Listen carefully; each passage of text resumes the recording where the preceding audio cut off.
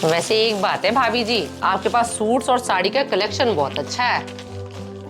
हाँ प्रीति, मुझे ना सूट और साड़ी का बहुत शौक है। और आपको पता है, ये वाली साड़ी तो मुझे आपके भैया ने एनिवर्सरी पे गिफ्ट की थी, और ये वाला सूट मेरी मम्मा ने दिया था मुझे।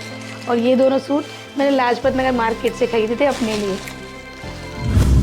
अरे रुको रुको भाभी, इतनी जल्दी किस बात की है? ये वाला सूट और ये वाली साड़ी आप मुझे दे दो, इसको अलमारी में मत रखो। अगले महीने वैसे भी मेरी शादी है। अब मैं ना 31 जोड़ी अपने शादी में लेके जाने वाली हूँ। अब ये 2 जोड़े आपकी तरफ से हो जाएंगे ना, तो थोड़े पैसे भी बच जाएंगे हमारे, और मुझे इधर उधर भटकना भी नहीं पड़ेगा। पर प्रीति, ये तो दोनों ही मेरे फेवरेट सूट और साड़ी हैं। मैंने तुम्हें बताया तो, ये तुम्हारे भैया ने मुझे एनिवर्सरी पे गिफ्ट की थी, और ये सूट मेरी मम्मा ने मुझे दिया था।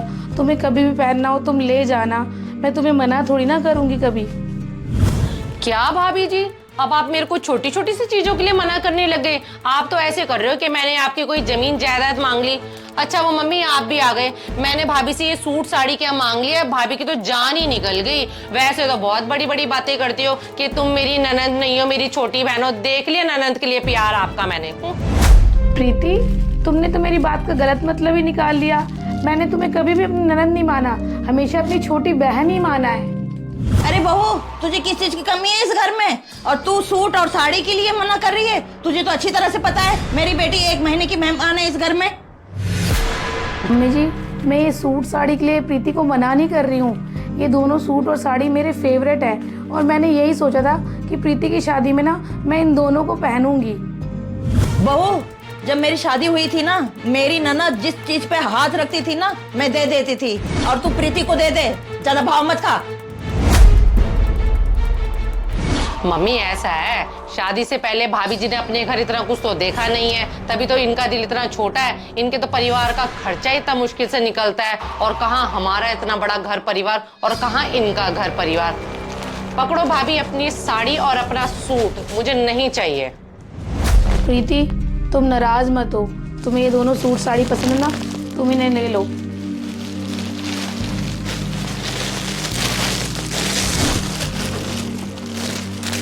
अरे बेटा, तू क्या कर रहा है? मुझे तुझसे कुछ बात करनी थी। कुछ नहीं माँ, ऑफिस का काम कर रहा हूँ। अरे बेटा, वो प्रीति कह रही थी शादी में कम से कम 10 तोला गोल्ड होना जरूरी है। क्या मम्मी जी, 10 तोले गोल्ड? हम प्रीति को 7 तोला गोल्ड दे तो रहे हैं। मम्मी जी, प्रीति की डिमांड तो बढ़ती जा रही है। पहले 21 जोड़े की बात हुई थी कि 21 जोड़े कपड़े लेके जाऊंगी, अब वो 31 जोड़े बोल रही है। और आप बताओ, हम 10 तोला गोल्ड कहाँ से देंगे? अरे बेटा, तो क्या हुआ? बेटियां कौन से रोज रोज मांगती हैं?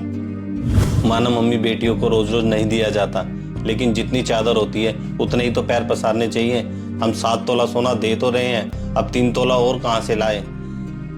बेटा मैं सब समझती हूँ, तो प्रीति की शादी के लिए लोन भी लिया है। ऐसा कर बेटा, बहू के गोल्ड में से 3 तोला गोल्ड ले ले बेटा। अरे मम्मी जी, अब ये क्या बात कर रहे हो? अंजलि के पास तो कुल मिलाकर 4-5 तोला गोल्ड ही है, और वो भी उसके मम्मी पापा ने उसे दिया था। अगर हम उसमें से 3 तोला गोल्ड ले लेंगे तो उसके पास बचेगा क्या? अरे बेटा, प्रीति की शादी हो जाएगी ना, हम बहू को धीरे धीरे करके ना उसे गोल्ड बना के दे देंगे। आखिर हमारी इकलौती बेटी की शादी है ना बेटा। ठीक है मम्मी, आप इतना बोल रहे हो तो मैं एक बार अंजलि से बात कर लेता हूँ। अंजलि, मुझे तुमसे कुछ जरूरी बात करनी है। क्या हुआ आपको? आप इतनी टेंशन में क्यों लग रहे हो मुझे? वो क्या है ना अंजलि, प्रीति को 7 तोले की बजाय 10 तोले गोल्ड देना पड़ रहा है, और तुम्हें तो पता ही है हमारा इतना बजट तो है नहीं।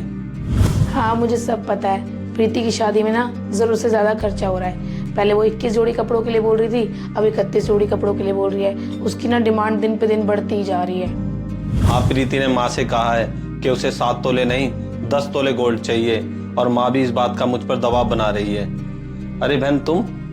ऐसा है भाई, शादी ना एक बार ही होती है, और जहाँ मैं जा रही हूँ ना, पहले से मेरी जेठानी है वहां पर, और मैंने अपनी जेठानी से बातों बातों में पूछा था वो अपनी शादी में कितने तोले गोल्ड लेके आई थी। उसने मुझे बताया वो अपनी शादी में 8 तोले गोल्ड लेके आई थी। तो इसका मतलब मुझे अब 10 तोले गोल्ड लेके जाना पड़ेगा।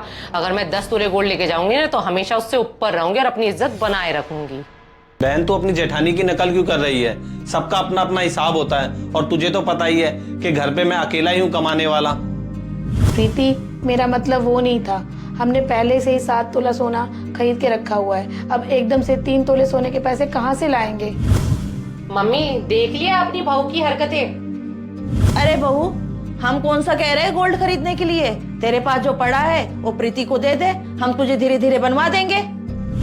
और नहीं तो भाभी, घर में जब गोल्ड है तो हमें बाहर से खरीदने की जरूरत क्या है। और वैसे भी ना मुझे आपका ना वो स्क्वायर वाला जो गोल्ड का सेट है वो मुझे शुरू से बहुत पसंद था, जो आपकी मम्मी ने आपको शादी में दिया था, तो मैं वो ले जाऊंगी। प्रीति, वो गोल्ड का सेट ना मेरे मम्मी पापा की निशानी है, और तुम्हें पता है वो मेरे मम्मी पापा ने बड़ी मेहनत से बना के मुझे दिया था। अरे बहू, हम कौन से तेरे मम्मी पापा की निशानी बेच रहे हैं, प्रीति को दे ही तो रहे हैं। तू अपना दिल छोटा मत कर। अरे बहू, तू खुद कहती है मेरी प्रीति छोटी बहन जैसी है। अंजलि, मम्मी बिल्कुल ठीक कह रही है, तुम चिंता मत करो, मैं तुम्हें धीरे धीरे करके गोल्ड बनवा के दे दूंगा। ठीक है, जब आप लोगों ने डिसाइड ही कर लिया है तो ले लो मेरा गोल्ड का सामान।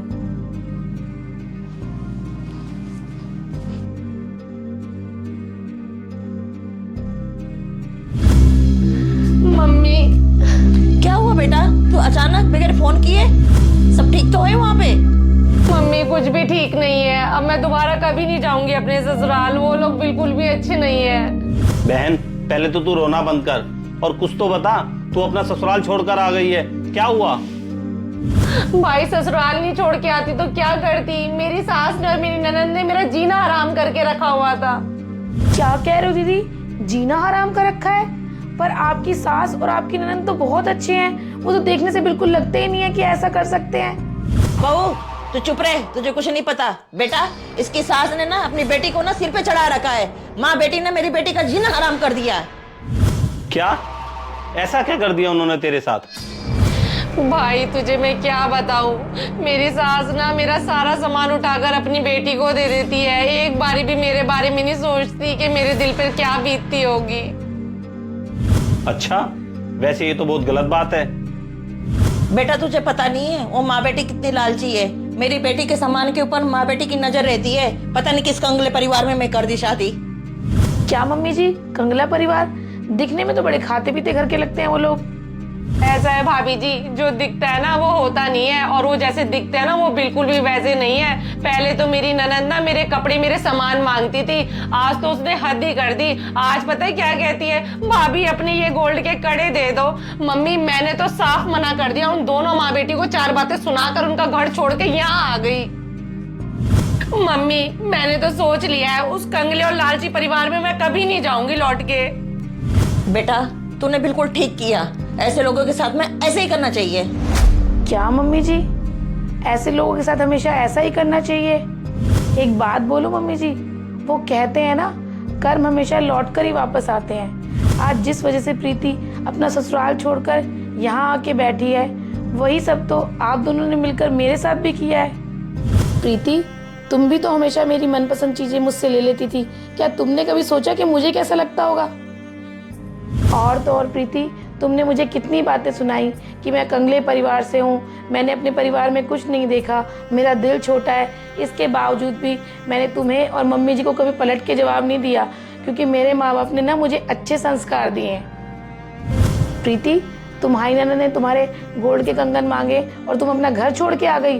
तुम भूल गई वो दिन जब तुमने अपनी शादी के लिए मेरा पूरा 3 तोला गोल्ड ले लिया था, और मैंने तब भी तुम्हें कुछ नहीं बोला, और यहाँ तक कि उसमें ना मेरे माँ बाप की निशानी भी थी। मम्मी जी, इसीलिए कहते हैं सामने वाले के साथ वही व्यवहार करो जो तुम्हें खुद को पसंद हो, क्योंकि कर्म हमेशा लौट कर वापस आते हैं।